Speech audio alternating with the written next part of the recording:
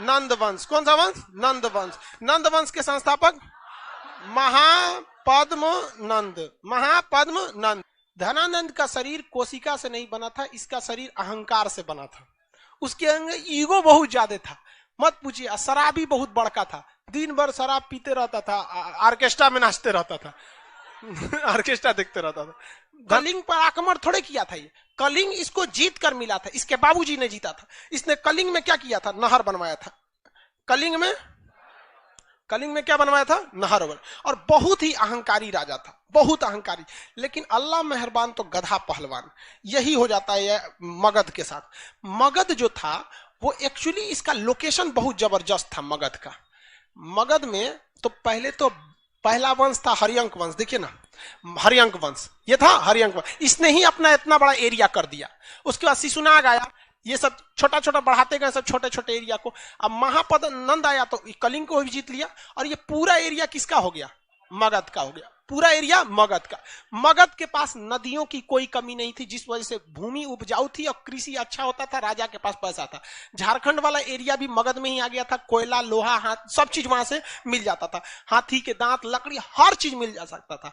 मगध इतना बड़ा था कि इसे कोई जीतने की सोचता नहीं था। इधर से हमला करके घुसिएगा तो इधर से आके थूर देगा आपको, तो यहां पर कोई नहीं है। ऊपर मगध में पूरी तरह से पहाड़ था, नीचे बंगाल की खाड़ी थी। मगध चारों ओर से सुरक्षित था, बड़ा एरिया था। लेकिन भारत का पश्चिम और उत्तर का भाग, यानी ये वाला भाग, पश्चिमोत्तर भाग कैसा था? अशांत था। पश्चिमोत्तर भाग कैसा था? अशांत था। तो प्राचीन काल में भारत का पूर्वी भाग यानी मगध का एरिया कैसा था? शक्तिशाली और शांत था, राजनीतिक रूप से स्थिर था। यहां कोई इसके शासन को हिलाने वाला नहीं था, जब तक कि इनके खुद के सेनापति वगैरह इनको मार काट के ना हटा दे। अभी भी देखिए 3-3 वंश चेंज हो गया, क्या कोई बाहरी आक्रमण हुआ है? नहीं।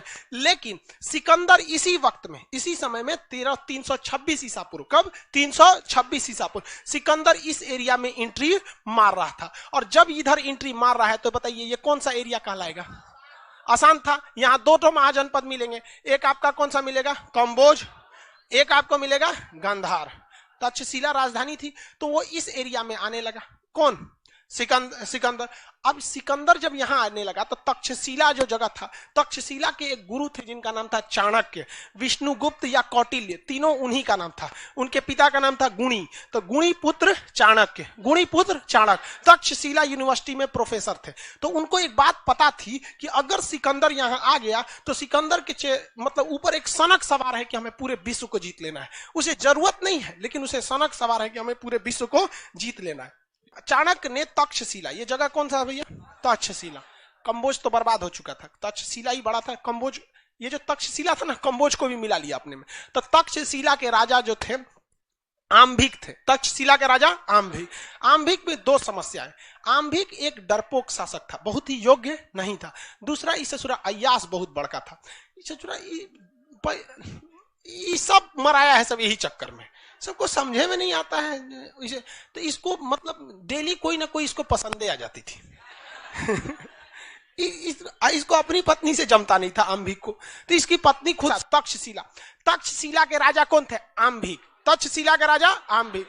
इनका पत्नी से जमता था नहीं, तो पति पत्नी जो होते हैं उन्हें दाम्पत्य जीवन कहा जाता है। शुद्ध हिंदी में दंपत्ति मतलब क्या होता है? Husband wife. तो इनके दंपत्ति जीवन उतना अच्छा से नहीं था। जबकि सिकंदर की पत्नी रेक्सोना बहुत सुंदर भी थी और मतलब दोनों में जमता भी था, दूरदर्शी विचारधारा की थी वो। अब इसका फायदा उठा लिया कौन? सिकंदर, और तक्षशिला पर आक्रमण कर दिया। तक्षशिला पर जब आक्रमण किया तो तक्षशिला पर आक्रमण के डर के मारे आम्भिक सिकंदर की अधीनता स्वीकार कर लिया, और ये भारत की जमीन पर, उस समय अखंड भारत की धरती पर सिकंदर की पहली जीत हो गई। और आम्भिक यही नहीं रुका, चोट्टा उसने कह दिया कि आप आगे बढ़िए और यहाँ सिंध का राजा पोरस जो है, पोरस को हराने में हम आपका साथ देंगे। तो पोरस को मारने में खुद भारत का राजा आम्भिक था और सिकंदर की फौज थी। सिकंदर की फौज ने जितनी बुरी तरह से पोरस को नहीं मारा, उससे बुरी तरह से उसकी सारी सूचनाओं को लीक कर दिया गया। किसके थ्रू? आम्भिक के थ्रू, तक्षशिला के राजा आम्भिक। और पोरस को भी क्या कर दिया गया? हरा दिया गया। और पोरस को जब युद्ध के मैदान पर हराया गया तो पोरस को उसको रथ से घसीट के लाई सिकंदर की सेना, सिकंदर के सामने खड़ा किया गया। सिकंदर ने बोला कि देखो तुम क्या चाहते हो, मेरे घुटने टेक दो, मैं तुम्हारी जिंदगी बकस देंगे। कहा कि काट दो, हमको ऐसी थूकी हुई जिंदगी नहीं चाहिए, आम्भिके को दे दो वहां पर, नहीं रहना हमको ऐसे किसी के भीख पे पलना। तो बहुत खुश हुआ सिकंदर, बहादुर ही बहादुर की इज्जत करता है वहां पर, बहुत खुश हुआ। और सिकंदर की पत्नियों खुश हो गई। तो सिकंदर को कहा कि रे ते काय खुश हो रही है रे, डबल बॉन्ड बनाएगी क्या, राखी बांध राखी। तो क्या बनवा दिया, राखी बनवा दिया। समझ आ रहा है कि नहीं आ रहा। सिकंदर भी टेंशन फ्री हो गया, क्योंकि बहादुर था, इसको टेंशन था कहीं व्हाट्सएप नंबर मिल गया तो दिक्कतें हो जाएगी। तो समझ में आ गया कि नहीं आ गया। तो सिकंदर की पत्नी का नाम क्या था, रेक्सोना। सिकंदर की पत्नी रेक्सोना ने किसके हाथ पे राखी बांधी है, पोरस के। अब पोरस को कहा गया कि देखो हम तुम्हें एक राजा की उपाधि देते हैं, तुम्हारा सब कुछ तुम्हारी वीरता को देखकर लौटा देते हैं, बदले में तुमसे एक ही चीज मानते हैं, जब तो हम आगे की ओर आक्रमण करेंगे। किधर की ओर, मगध की ओर, क्योंकि अब मगध इतना आगे आ चुका था, तो तुम हमारी क्या करना, मदद करना। अब ये तो घेरा गया पोरस। रीजन क्या है, सिकंदर तो सार हो गया ना उसका, नहीं क्या हो गया, बहनोई हो गया वहां पे, एगो रिश्तेदार हो गया। दूसरा, हारे हुए हो यार, तुम्हारे दादागिरी नहीं चल पाएगा हारने के बाद, कितनों शान दिखा लो कि मार दो ये कर दो, लेकिन हार होती है। तो मजबूरी में अब पोरस, आम्भिक दोनों और सिकंदर तीनों की अब भूमिका किधर थी आगे बढ़ने के लिए, मगध के लिए। अब यहां मगध, तक्षशिला के राजा का गुरु का नाम चाणक्य, ये कहां आए थे, मगध में। समझाने किसको, धनानंद को समझाने आए थे। और धनानंद को समझा रहे थे कि अगर ये सिकंदर यहाँ घुस जाता है तो यहाँ से आर्थिक विदोहन करेगा, आने वाली पीढ़ियों तक को बर्बाद कर देगा, आप इसको संभालिए नहीं तो बहुत दिक्कत हो जाएगा। अब इस बीच धनानंद नशे में था और ऑर्केस्ट्रा देख रहा था। कहता कि रे ये कहाँ का आया है ब्राह्मण। धनानंद इनको, चाणक्य को, उनका चोटी पकड़ के फेंकवा दिया बाहर। सोचो, चोटियां नोच के फेंकवा दिया, और नोचा तब खुल गया, बांधते थे लोग ना चोटी, उसे खुल गया वहां पे। अब धनानंद के सामने इनका गुस्सा 7वें आसमान पर था, चाणक्य का। और चाणक्य ने वही कसम खाया था कि तुमने मेरी शिखा खोली है, इसको तब तक नहीं बांधेंगे जब तक तुमको इस धरती से ना उजाड़ देते हैं यहाँ पर। अब वहां से धनानंद चले आए वापस, धनानंद कह रहे चाणक्य। और चाणक्य यहाँ आए कहां पर, अपने तक्षशिला में, और अपने सबसे प्रिय शिष्य जिनका नाम था चंद्रगुप्त, सबसे प्रिय शिष्य का नाम था चंद्रगुप्त को कहा कि देखो ये चोट्टा अपने मदिरा पान में लगा हुआ है, इसकी बर्बादी करना तो फिक्स है, छोड़ेंगे नहीं इस साले को, हमारा बाल नोच दिया, बेइज्जती कर दिया यहाँ पे। समझ गया चाणक्य ने। अभी पहला काम हमारा क्या है, सिकंदर, इसलिए दिमाग से उतर जाओ और हकीकत देखिए चाणक्य की। गुरु चाणक्य ने चंद्रगुप्त मौर्य को बताया ही नहीं था कि मगध में मेरी बेइज्जती हुई, क्योंकि गुरु को पता था कि जो मेरा शिष्य है इसको माइंड डेविएट हो जाएगा कि ये सिकंदर से बड़ा दुश्मन मानने लगेगा किसको, चंद्रगुप्त मौर्य, इसको धनानंद। इसलिए चंद्रगुप्त मौर्य को बताया नहीं, कहा कि यहां से ये लोग नहीं लड़ पाएंगे, ये कमजोर हैं, और तुम किससे लड़ो, सिकंदर से लड़ो। तो कहा कि महाराज हम ना राजा है ना कुछ है, हम चाचा वो अकेले 3-3 गो राजा, हम लड़ेंगे कहां से। तो वहां काम आया अंधविश्वास। अंधविश्वास इतना भयानक चीज होता है कि किसी को डरा के रख देता है। गुरु चाणक्य और चंद्रगुप्त ये सिकंदर की सेना में ये बात फैलाने में सफल हो गए कि जो भी इस व्यास नदी को पार करेगा तो आगे भारत शुरू हो जाता है, मुख्य भूमि, और भारत देवों की भूमि है, यहाँ भगवान लोग का निवास होता है। बिना अनुमति कोई युद्ध की नीति से आता है तो भयंकर भयंकर बीमारी हो जाती है, आंख फूट जाता है, प्लेग हो जाता है, कुछ हो जाता है। तो सिकंदर का प्लेग हो जाता है, यहाँ कोनो हमारे यहाँ जादू टोना नहीं होता है। तब तक भोजन में चंद्रगुप्त मौर्य सिकंदर की एगो सेना को मारा, अब मार के उसकी वर्दी उर्दी पहन के गुप्तचर बन के घुस गया, क्योंकि भाई गुरु थे चाणक्य, उनको पता था कि किस तरह से अजात शत्रु ने वर्षकार की मदद से घुसकर वैशाली में हर एक जानकारी निकाल लिया। उसी तरह चंद्रगुप्त मौर्य को चाणक्य ने एक गुप्तचर बना के किसकी फौज में घुसा दिया, सिकंदर। और सिकंदर इस अफवाह को फैलाने में कामयाब हो गया, और धीरे धीरे वहां के लोग डरने लगे। इसी बीच चंद्रगुप्त मौर्य ने खाने में जहर मिला दिया। उस समय फोरेंसिक रिपोर्ट होती नहीं थी, कौन सी पता चलेगा कैसे मर गया, वहां पे जांच होता था कुछ। और जहर एक से एक कैटेगरी का था, आज खाओ 2 दिन बाद मरो, आज खाओ 3 घंटा बाद मरो, आज खाओ 6 महीना बाद मरो, इस टाइप का। तो जहर दिया और 1 हफ्ता बाद उसका असर दिखने लगा। 1 हफ्ता बाद आपको पता ही नहीं चलेगा कि 1 हफ्ता पहले क्या खाए थे। आपको पता है क्या पिछले संडे क्या खाए थे? किसी को नहीं पता, कौन ध्यान देता है यहाँ पे। और घुसा पूरा तरह से फैला दिया अफवाह को। और इस सिकंदर की फौज में अब धीरे धीरे क्या फैल गई, अफवाह।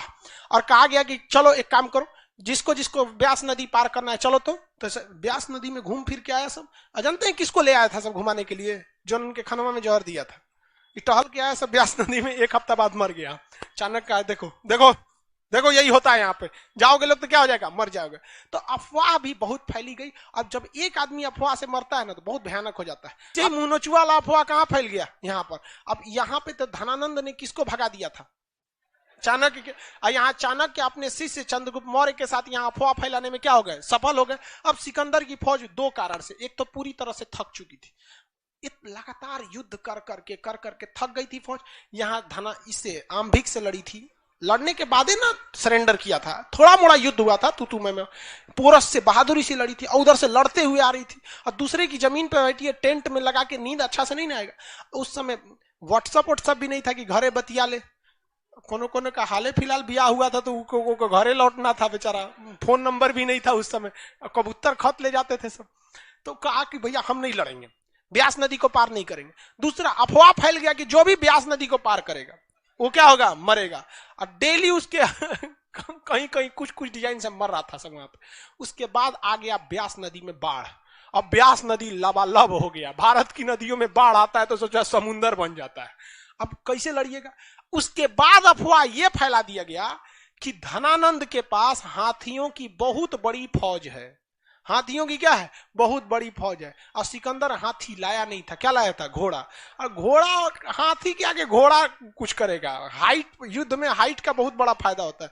किसी भी तरह से करके इसकी सेना में एक मनोवैज्ञानिक दबाव बना दिया गया और सिकंदर की फौज डर कर लौट गई। वहां पे सिकंदर ने बहुत कोशिश किया, क्या करने के लिए, अपनी फौज को प्रेरित करने के लिए कि किधर चलो, भारत की ओर आक्रमण करो। सिकंदर की फौज मानी ही नहीं, कहीं कि भाड़ में जाओ। सोचा राजा तुमको जाना है जाओ, हम नहीं जाएंगे, या ब्यास नदी पार करेंगे, उधर भगवान सबकी जमीन है, देख रहे हैं किसी का आंख फूट गया, कोनो मर गया, कोई कुछ हो गया, हम नहीं जाने वाले, कहीं और हमको हमला के लिए भेजिए। समझाते रह गया सिकंदर, लेकिन कोई उसकी बात को नहीं माना।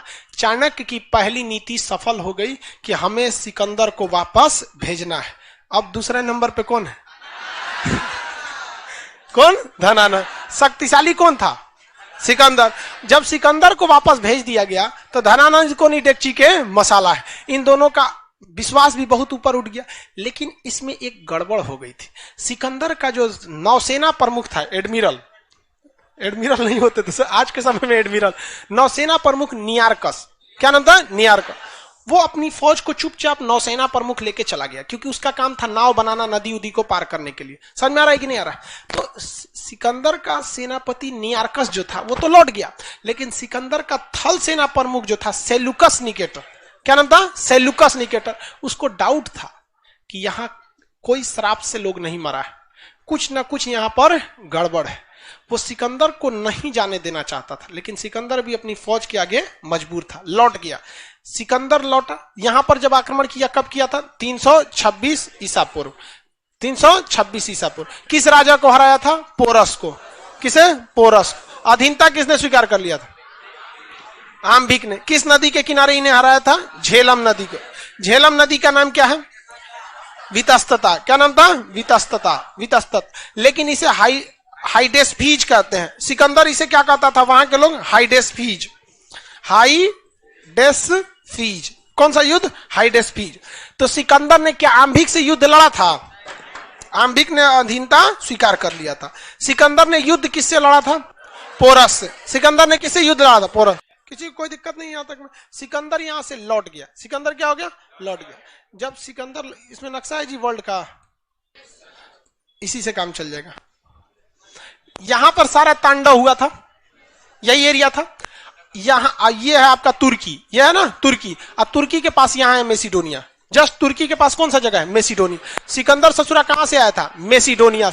इसी को क्या कहते हैं, मकदूमिया। इसी को क्या कहेंगे, यूनान। इसी को क्या कहेंगे, ग्रीक। सब इसी एरिया का है, ग्रीक, यूनान, सब एक ही एरिया के नाम है, ग्रीक। जैसे हम लोग किस तरह कहलाते हैं, अखंड भारत, उसमें ससुरा अफगानिस्तान भी आ जाएगा, पाकिस्तान आ जाएगा, भारत आ जाएगा। उसी तरह कौन सा, ग्रीक या यूनान। देश का नाम बोलिए तो मेसिडोनिया, मकदूमिया। इधर से ससुरा आया और यहां पर आक्रमण किया। यहां पर इतना मारधार कर रहा था, और जब सब नहीं हो पाया तो यहां से क्या हो गया, लौट गया। इसका नौसेना प्रमुख इधर से लौट गया और ये इधर से ऐसे लौट रहा था। लौटा, जब इराक में पहुंचा, ये लड़ाई कब लड़ी गई? 326 ईसा।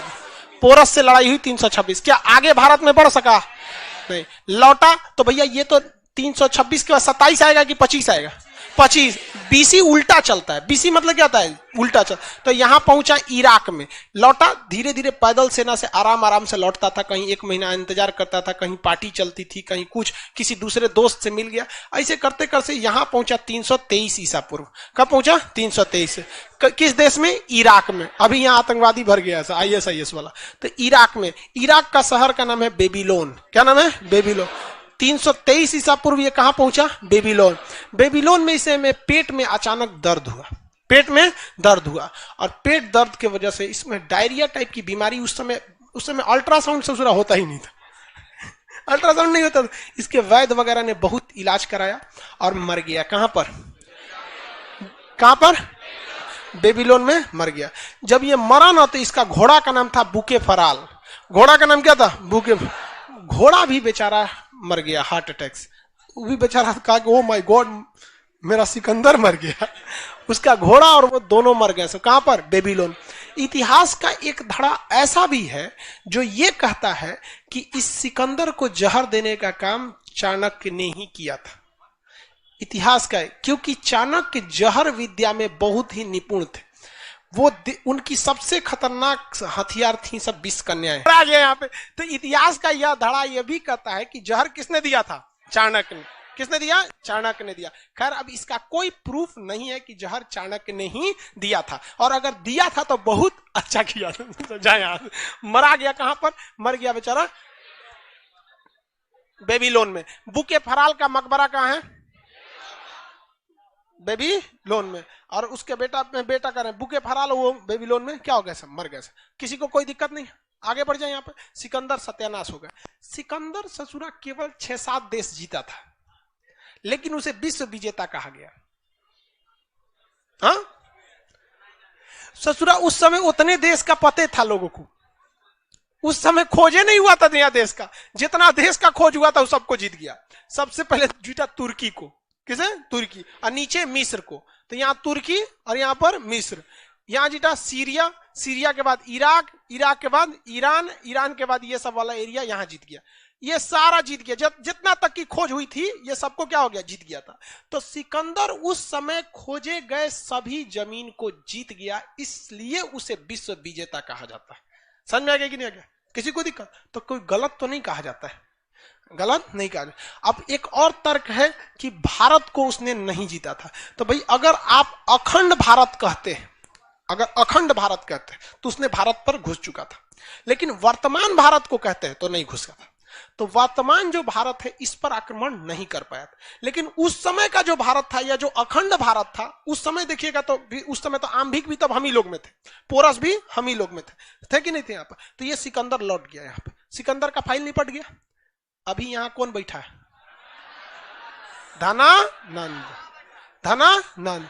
अब चाणक्य ने बताया किसको? चंद्रगुप्त मौर्य को, कि तुमसे पहले हम गए थे धनानंद के पास, शायद ये अपनी सेना भेज सके और सिकंदर लौट सके। इसने भारी दरबार में हमारा चोटी नोच के फेंक दिया, बहुत घोर बेइज्जती किया। यहां पर इससे बदला लेना है। तो जो चंद्रगुप्त मौर्य था बिहारी, फड़फड़ाने में तो सबसे आगे। तुरंत कर गुरुजी पहले कहा नहीं बताए थे, सिकंदर से पहले ये चट्टा को मारते हैं। कहा कि पगला कहीं का, चेला और गुरु में यही फर्क होता है। तुमको समझे में नहीं है कि पहले किसको करना है। अगर तुम इस पर आक्रमण करते तो ये पूरा साम्राज्य चला जाता। अभी सिकंदर भी निपट गया, अभी ये भी निपट चुका है। चलते हैं अब हम इस पर आक्रमण करते हैं। आक्रमण करने आए लोग, थुरा के चल गए लोग।